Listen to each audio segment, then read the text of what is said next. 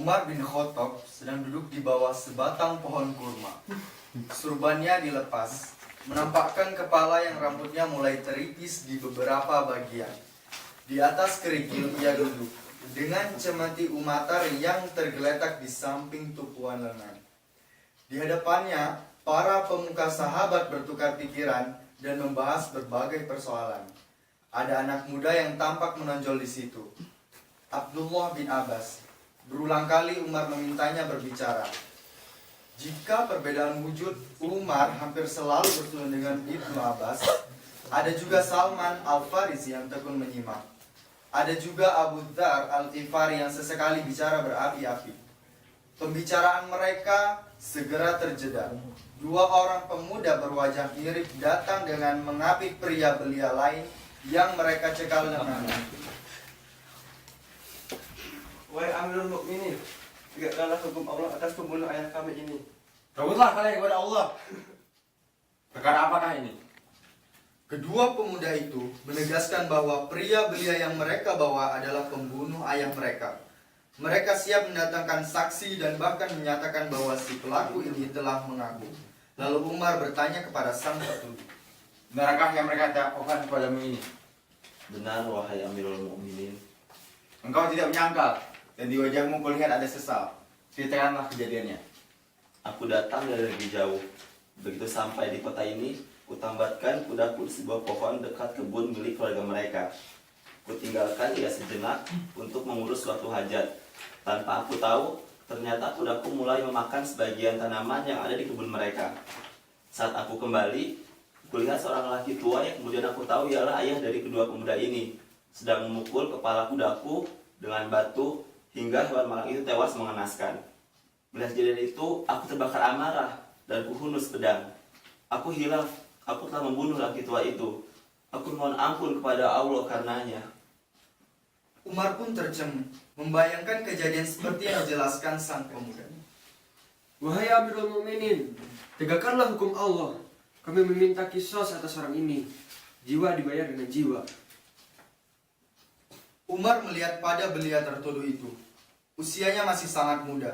Pantas saja dia mudah dibakar hawa amarah. Tapi sangat jelas bahwa wajahnya teduh. Akhlaknya santun. Gurat-gurat sesal tampak jelas membayang di air mukanya. Umar iba dan merasa alangkah sia-sianya jika anak muda penuh adab dan berhati lembut ini harus mati begitu pagi. Umar pun berkata kepada kedua pemuda penuntut kisos, Bersediakah kalian menerima pembayaran diat dariku atas nama pemuda ini dan memaafkannya? Kedua pemuda itu saling pandang. Mereka merasa heran dengan ucapan yang disampaikan Amirul Mukminin. Demi Allah, hai Amirul Mukminin, sungguh kami sangat mencintai ayah kami. Dia telah membesarkan kami dengan penuh cinta. Keberadaannya di tengah kami tak akan terbayar dan terganti dengan dia sebesar apapun. Lagi pula kami bukanlah orang miskin yang mengajarkan harta. Hati kami baru akan tentram jika hati tegakkan. Umar pun terhenyak. Kemudian sang Amirul Mukminin pun bertanya kepada sang terdakwa, Bagaimana menurutmu? Apakah engkau keberatan atas permintaan mereka? Aku ridho hukum Allah ditegakkan atasku, wahai Amirul Mukminin. Namun ada yang menghalangiku untuk sementara ini. Ada amanah dari kaumku. Atas beberapa benda maupun perkara yang harus aku sampaikan kembali kepada mereka. Demikian juga keluargaku. Aku bekerja untuk menafkahi mereka. Hasil jerih payah di perjalanan terakhirku ini harus aku serahkan pada mereka, sembari berpamitan mohon ridho dan keampunan ayah ibuku.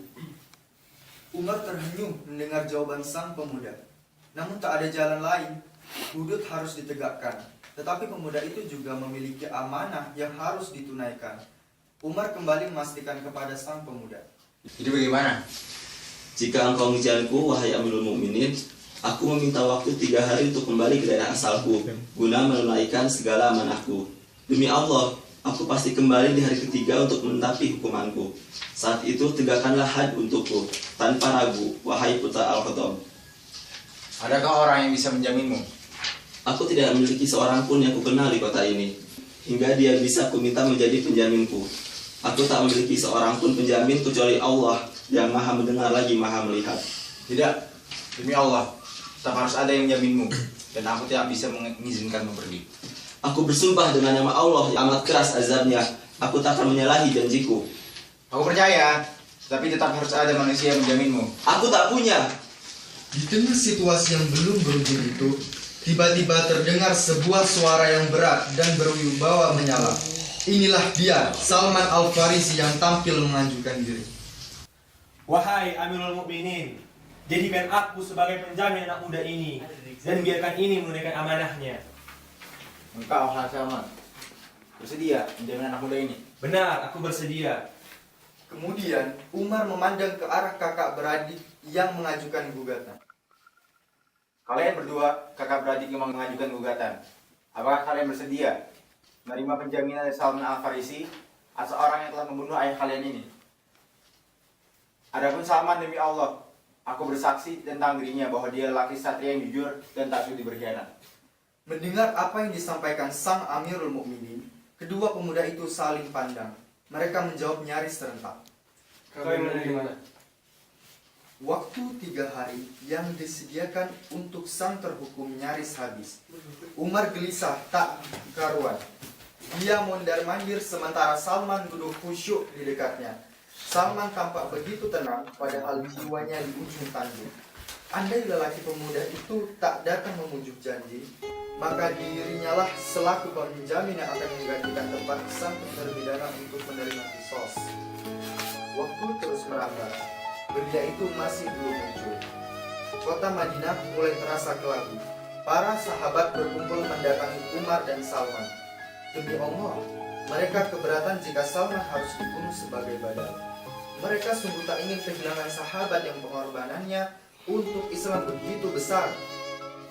Salman seorang sahabat yang tulus dan rendah hati. Dia dihormati dan dia dicintai. Satu demi satu, dimulai dari Abu Darda. Beberapa sahabat mengajukan diri sebagai pengganti Salman jika hukuman benar-benar dijatuhkan kepadanya. Tetapi Salman menolak. Umar juga menggeleng. Matahari semakin langsir ke barat. Kekhawatiran Umar makin memuncak. Para sahabat makin keluh dan sedih. Hanya beberapa saat menjelang habisnya batas waktu, tampak seseorang datang dengan berlari, bertakbir, dan terseok. Dia pemuda itu, sang terpidana dengan senyum tulus sembari menegak keringat yang membasahi sekujur wajah. Maafkan aku, urusan dengan kaumku ternyata berbelit dan rumit. Sementara untaku tak sempat istirahat. Ia kelelahan nyaris sekarat, dan terpaksa aku tinggalkan di tengah jalan. Aku harus berlari-lari untuk sampai kemari sehingga nyaris terlambat. Semua yang melihat wajah dan penampilan pemuda ini merasakan satu sergapan iba. Semua yang mendengar penuturannya merasa keharuan yang mendesak-desak. Semua tiba-tiba merasa tak rela jika sang pemuda harus berakhir hidupnya di hari itu. Umar berkata dengan mata yang berkaca-kaca. Pemuda yang jujur, mengapa kau datang kembali pada habalimu? Ada kesempatan untuk lari dan tak harus mati menanggung kisos. Sungguh, jangan sampai orang mengatakan tak ada lagi orang yang tepat janji, dan jangan sampai ada lagi yang mengatakan tak ada lagi kejujuran di kalangan kaum muslimin. Dan kau Salman, untuk apa kau susah-susah menjadikan dirimu penanggung kesalahan dari orang yang tak kau kenal sama sekali? Bagaimana kau bisa mempercayainya? Sungguh jangan sampai orang bicara bahwa tak ada lagi orang yang mau saling membagi beban dengan saudaranya. Atau jangan sampai ada yang merasa tak ada lagi yang saling percaya di antara orang-orang muslim. Allahu Akbar, segala puji bagi Allah. Kalian telah membesarkan hati umat ini dengan kemuliaan sikap dan agungnya iman kalian. Tetapi, bagaimanapun wahai pemuda, had harus ditegakkan. Pemuda itu mengangguk pasrah, ikhlas atas apapun yang akan terjadi pada dirinya. Namun tiba-tiba terdengar isakan seduh sedang dari kakak beradik pengunggat, dan mereka berkata, Kami memutuskan untuk memaafkannya. Kami melihatnya sebagai seorang yang berbudi dan tepat janji. Demi Allah, pasti benar-benar sebuah kekhilafan yang tadi sengaja jika dia sampai membunuh ayah kami. Dia telah menyesal dan beristighfar kepada Allah atas dosanya. Kami memaafkannya. Janganlah menghukumnya, wahai Amirul Mukminin. Alhamdulillah, alhamdulillah. Segala puji bagi Allah. Pemuda terhukum itu sujud syukur.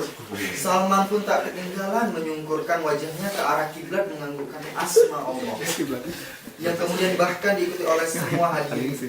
Masih dalam suasana haru, Umar pun bertanya kepada kakak beradik penggugat. Mengapa kalian tiba-tiba berubah pikiran? Agar jangan sampai ada yang mengatakan bahwa di kalangan kaum muslimin tak ada lagi kemaafan, pengampunan, ibadah, dan kasih sayang. Sekian dan terima kasih. Assalamualaikum.